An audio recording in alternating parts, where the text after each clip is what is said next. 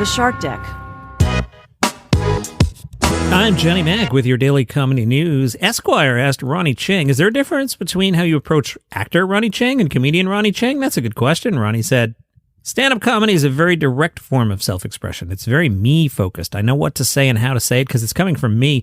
I'm a little bit more fearless with it because it's a live medium. The nature of live mediums is you say something in the moment in the room, everyone gets it, and you move on. It's not recorded and played out of context forever and ever. You know what I mean?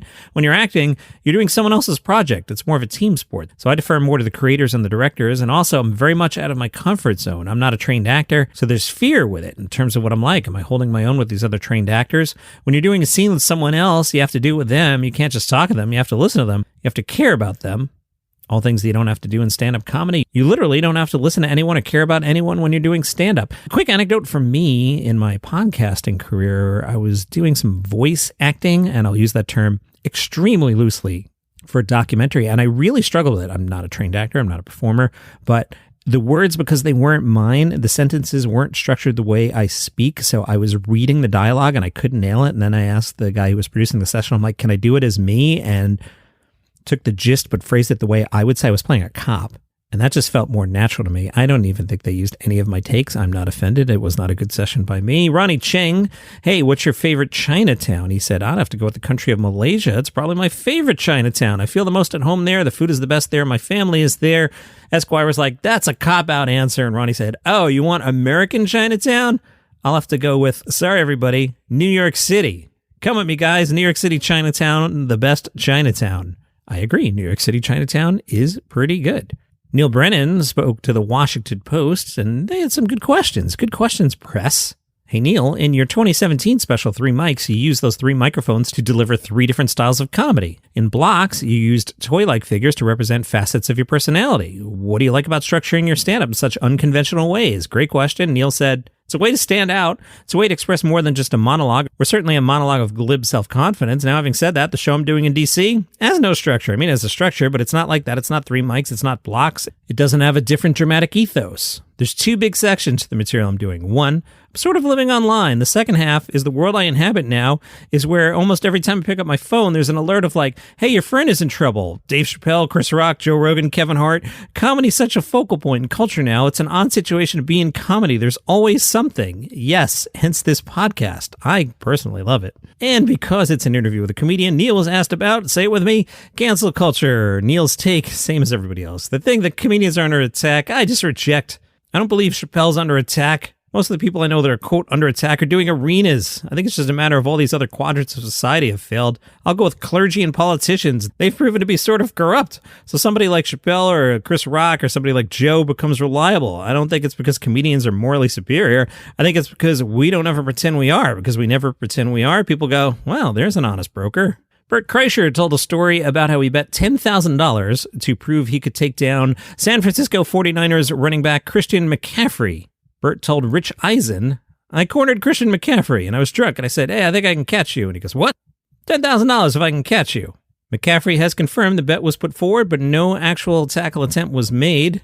McCaffrey said, it's a true story. He asked for $10,000 in this, 20 by 25 square foot room. To paint the picture, he's in a full sweat about 9 to 10 beers deep, and he has a shirt off, of course, and he's asking me this question. For a moment, I was like, you know what? Maybe with the confidence level you're at right now, you might be able to do it. I think it'd take 10 steps to be out of breath, so there's no shot it'd even make it to 3 hours. Take a nap from hour and a half to hour number 2. I told him, Bert, there's guys that train all year and get paid a lot of money to try and do that, and they still can't do it. So I don't know if you've got a chance, man. Jay Leno has no plans to retire. He told Page 6, you retire when you have a stroke. Then you slow down. That's when you retire, when you have your stroke. You may recall Jay had a few incidents earlier this year, and he said, I'm fine. Look, when you're in my position, when you're any kind of celebrity, you're luckier than most people. So when something bad happens to you, you can't whine and complain about it because bad things happen to people every day. Either they get burned or they get cut. And they don't have the financial wherewithal I did, so I just make jokes. Plus, it's Hollywood. As long as you look okay, you're okay. Nobody really cares how you feel. Jay has learned to live in the moment because show business is fleeting. You enjoy it while you can, and it's fun. Some days you're popular, some days you're not. Is his wife Mavis worried about his hobbies, like riding a motorcycle where somebody could get hurt, or fixing an old car where somebody could get hurt? And Jay Leno says, as long as it's not cocaine and girlfriends, she's fine, believe me.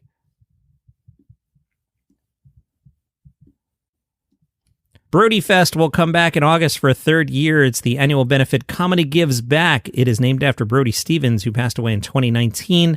Part of Brody's trademark was 818, so the benefit is held every year on August 18th. This year, Friday, August 18th at the Comedy Store.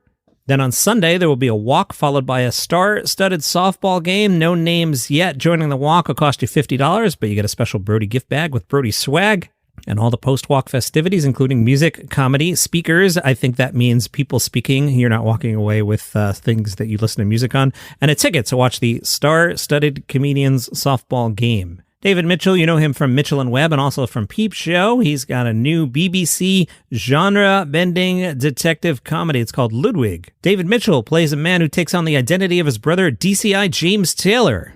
DCI James Taylor has disappeared off the face of the earth. Mitchell's Ludwig lives in quiet solitude, designing puzzles for a living under his nom de plume, and he struggles to adapt to being a twin who happens to be a successful DCI leading Cambridge's busy inner-city major crimes team. It's a comedy, but it's also a cop show. The concept, the hero is a fake cop. And this article points out, I didn't realize this. Peep Show, which I love, was created and written by Jesse Armstrong. Now you're like, I know that name, Jesse Armstrong. Who's that again? Jesse Armstrong, the creator and showrunner of Succession, also did Peep Show. Dude, that's one heck of a resume.